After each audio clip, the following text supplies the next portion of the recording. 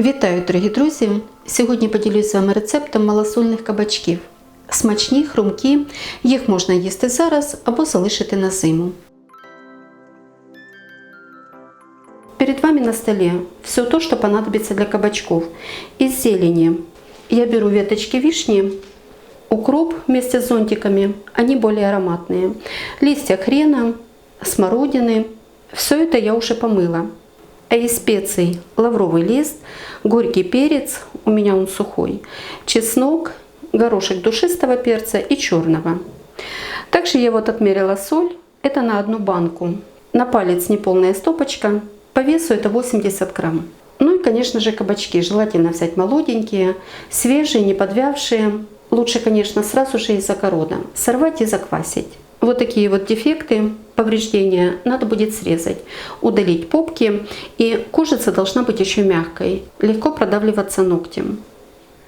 Веточки вишни разрезаю. Одна веточка пойдет на банку, снизу и сверху или сбоку. Листья хрена широкими полосочками. Стебельки тоже пойдут в банку.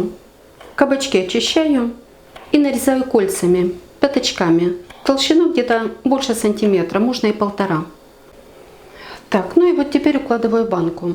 На дно укроп, стебельки и листики хрена, пол веточки вишни,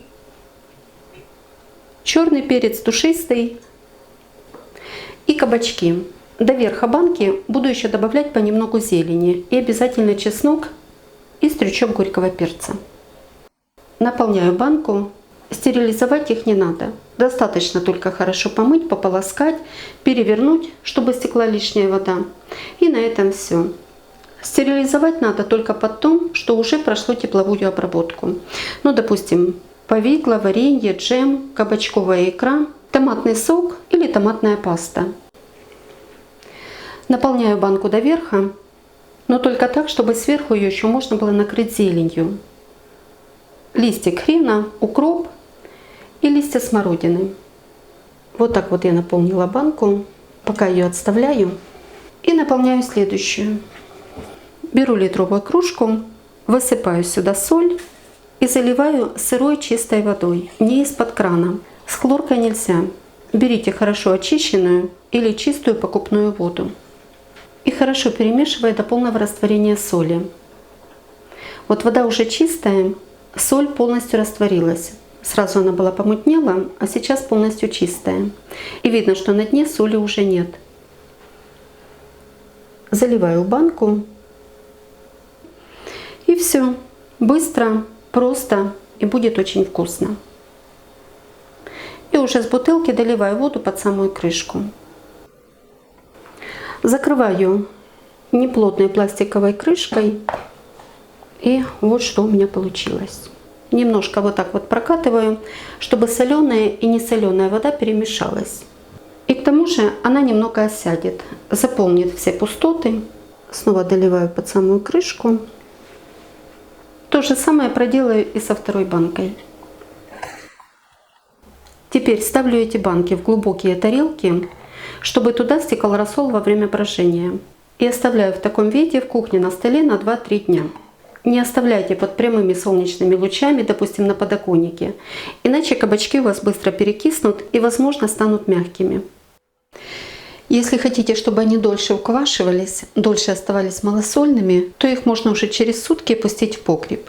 Я их сразу ставлю на пол, в холоде брожение замедляется, а когда оно полностью прекратится и рассол перестанет вытекать, поднимаю на полочку.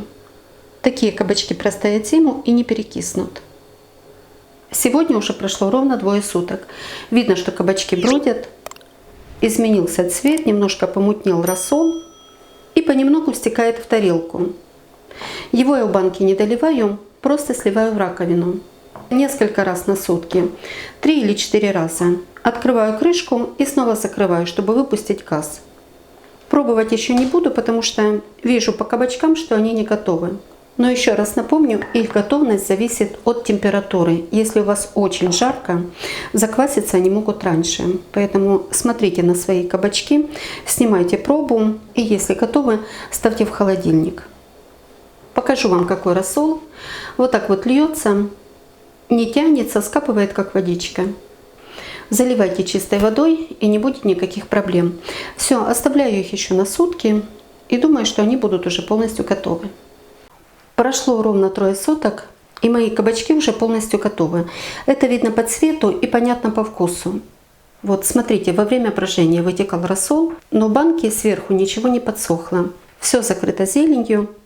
Видно, что брожение еще продолжается, поэтому, если вкус вас устраивает, сразу же оставьте их в прохладное место, иначе в тепле кабачки перекиснут. Вот сейчас они очень вкусные, малосольные, освежающие. С холодильника будут еще вкуснее. Не люблю дегустировать на камеру, но хочу, чтобы вы услышали, насколько они хрустящие. Готовьте с удовольствием і приятного вам апетита! Ну, якщо вам подобаються мої рецепти, діліться ними з друзями, підписуйтесь на канал, залишайте коментарі. Щиро дякую за вподобайки, а спонсорам мого каналу за підтримку та допомогу. І як завжди, бажаю вам всього найкращого.